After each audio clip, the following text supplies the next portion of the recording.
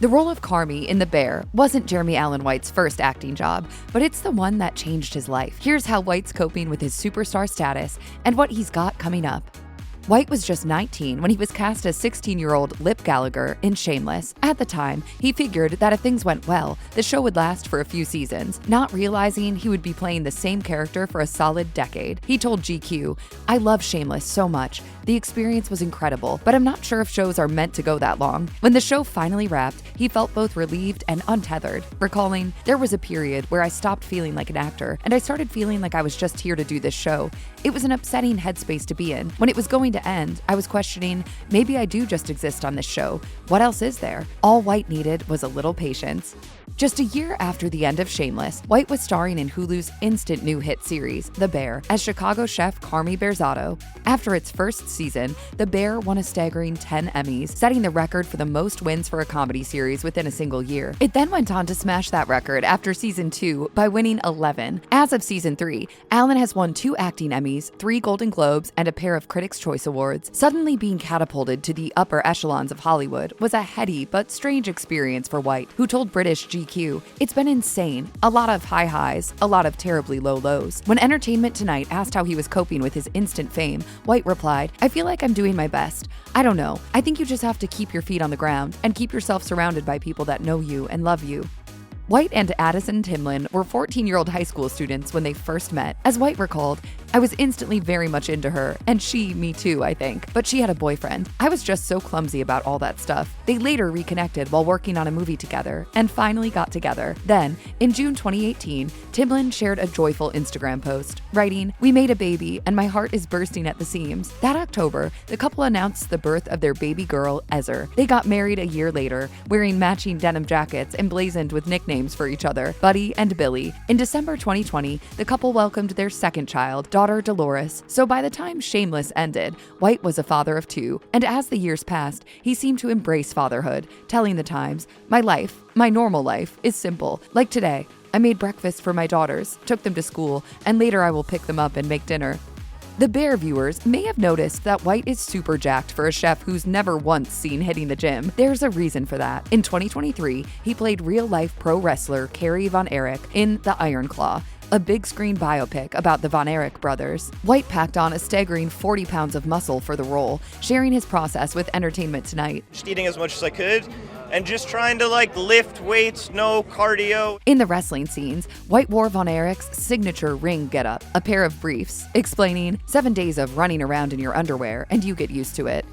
Apparently, White got very used to appearing in public in his underwear because in the spring of 2024, he starred in an ad campaign for Calvin Klein underwear, which featured him stripped down to, you guessed it, just his briefs. Speaking with GQ, White admitted that even he was somewhat surprised by the turn of events, sharing, "I didn't see this in my future necessarily. Who grows up thinking, yeah, I'll be in a Calvin Klein campaign?" White explained the particulars of going from wrestling superstar to billboard model, which meant getting leaner and less muscle-bound. And despite his newfound stardom, he was nervous about the intense scrutiny an underwear shoot inevitably requires. To put it bluntly, he felt a little insecure, confiding, "In my head, I was just like, I can't see myself on a billboard. I shouldn't be here. Just real imposter syndrome." To say the campaign was a success is an understatement. The ads went viral on social media and, within 48 hours, generated $12.7 million worth of media exposure. The bottom line, no pun intended, is that White is no imposter, no matter what he thinks. As White's fame grew, so did his discomfort with the situation. Sure, he was moderately famous during his 10 years on Shameless, but his new superstardom brought on the paparazzi, who began to stalk his every move. Speaking with British GQ, White recalled being out running one day when a car pulled up and the driver pointed a camera at him. White remembered, "I was like, what are we doing? Are you escorting me?" His question didn't deter the photographer, who kept on shooting. White reflected, "It's such a weird aspect of this thing that I truly never thought I would ever deal with whatsoever. It's not fun, and it's not nice, and it's really weird." While his professional life was soaring, White's personal life was going in the opposite direction. In May 2023, his wife, Addison, filed for divorce. Fortunately for all involved, it wasn't an ugly split. And a few months after papers were filed, the exes were spotted together at their daughter's soccer game with their arms around each other. In October 2023, White and Timlin agreed to joint custody, but there were a few conditions attached to the agreement. According to court documents, White was ordered to undergo alcohol testing on Mondays, Wednesdays, Fridays, Saturdays, and Sundays. In addition, he was ordered to attend a minimum of 1 therapy session a week, in addition to 2 weekly Alcoholics Anonymous meetings. After his divorce, White didn't stay single for too long. Reports soon emerged that he was seeing Spanish singing sensation Rosalia. You never know.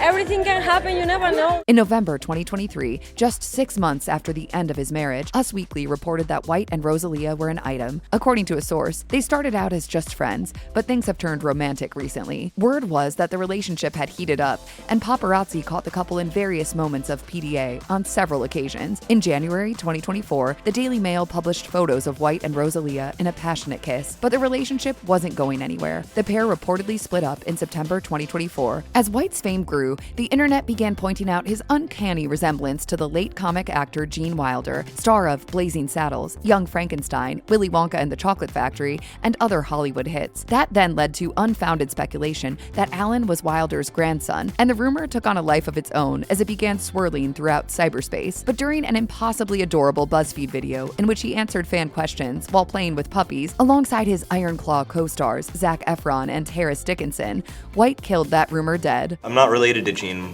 Wilder. I think a lot of people think I am. That's hilarious. I mean, I've addressed it before. In an interview with InStyle, White spoke more about the rumors, saying that he became aware of the claims that Wilder was his grandfather, and even admitting that he gets it. Somebody called me ketamine Gene Wilder, or called Carmy ketamine Gene Wilder, which I thought was weird and funny. Rumor-busting website Snopes reached out to Wilder's nephew, Jordan Walker Perlman, for the final word on the matter, and a rep responded, saying, "Jordan can confirm with you that as much as he admires the talent of Jeremy Allen White, and believes Gene would have as well, and clearly sees the family resemblances, they are in fact not related." In 2025, White played Bruce Springsteen in the big screen biopic Springsteen, Deliver Me From Nowhere, which focuses on the time in the boss's life when he was forced to come to grips with life as a rock and roll superstar. White related to the story. Springsteen's struggles weren't that different from what White went through after the premiere of The Bear, after all. The film's director, Scott Cooper, told the New York Times that White was the only actor he approached for the role, saying, "Those parallels were quite acute for me. You only play Bruce Springsteen once, and you only play him at this certain time in your life where you can completely relate to him." The minute they said film and somebody was going to have to portray me, I immediately thought of Jeremy. Despite their affinity, White was initially reluctant to take on the role, not only because Springsteen is such an icon, but more practically because he could neither sing nor play guitar. But eventually, White realized that his feelings of self-doubt and anxiety about the part were exactly what he needed to help him connect with what Springsteen felt at that time in his life. White explained, "Bruce is a man who's looked over the edge, right? And there have been periods in my life where I've gotten very close with that too. Doubt, desperation, that's something that is not totally foreign to me."